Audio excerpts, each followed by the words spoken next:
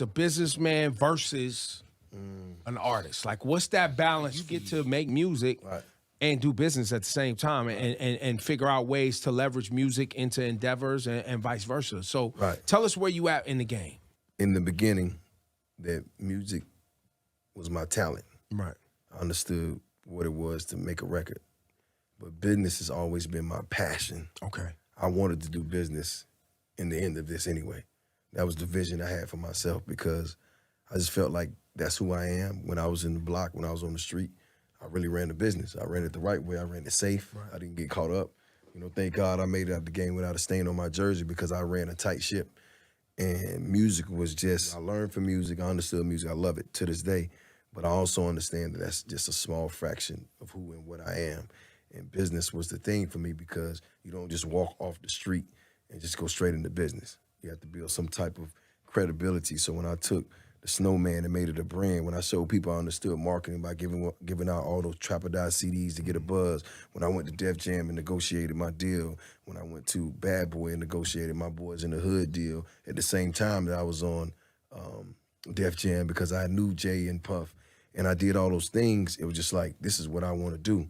So I just took time to start understanding and getting in other rooms to hear conversations about business, which was why when I wrote The Recession, it was so detailed, because I was in a room with people that were talking about a recession that I knew had money, and they were concerned. And I didn't know what recession meant. I went in the bathroom and Googled it and came back and got in the conversation, because now I want to know. But when I got to the recession, I'm just like, yo, like, I got to really figure out what my next 10, 15, 20 years are going to be like. And that's when I really started reading more, just understanding, just having conversations, asking the questions. And then I just got an understanding that it's really not much different than what you do on the block. That's why they call it an entrepreneur, because you're just putting your time and your energy into something, and you're making it, you know, tangible. And you're understanding profit margins. Right. In business. Yeah. And when I started to like get in those different rooms and meet different people, like met one of my guys, Tony, he really put me down with the real estate game, because I always wanted to tell people I own real estate just for like, you know, pop my shit. The stunt, right. Right, but this is a real thing. So I went and bought all these properties, and I came back 2.5 years later after touring. He's like, yo, let's do lunch. Let me show you what you've made. And I'm like, made? Thinking I'm just paying on my property. You know, here it is, you know, these properties went up, you know, 2-3 times what I paid for them. And I'm like, yo, we ain't did nothing. He's like, that's what I've been. He like, that's what I've been trying to tell you. Right. So ever since that day, every big check I ever got, I bought some property. For my birthday every year, I buy some property, buy my kids property. For any time that I celebrate something, when the snowfall come out, I'm gonna buy some property instead of buying a chain or a watch or a car. I'm like, that's my thing, because I'm addicted to like building something that wasn't there. You know what I'm saying? Like, this is what we never had. I never owned land. My family didn't come up owning land. And my thing is, when you ask that question, is I feel like that's my responsibility, because I hate the word OG. I know you do too. Like, that shit is whack. Like, no rigid about gangster. But I am the big homie. Yeah. And it's just like, yo, man, like, there's another way to do this. You know what I'm saying? There's another way to really have real paper, like, to the point where, you know, these properties and all these things you're doing are paying for your lifestyle. That's right. You know what I mean? The life that you live, and you don't have to even go in your own money. And I think one of the most important pieces that people miss is your money working for you. For you. If your money is in the bank or the safe, you losing. Right now, if it's in your bag, it's in your pocket, you losing. That's right. It doesn't matter. And the thing, you always want your money to work for you, so you don't have to work.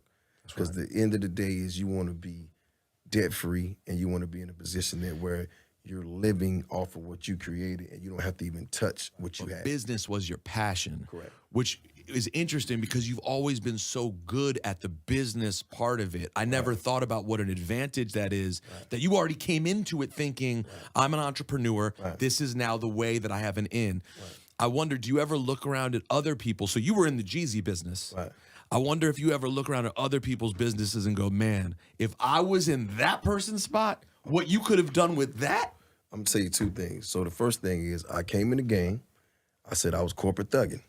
Yep. I did. Yep. That's what I was gonna do. I was gonna be a corporate thug. You see it. You know what I'm saying?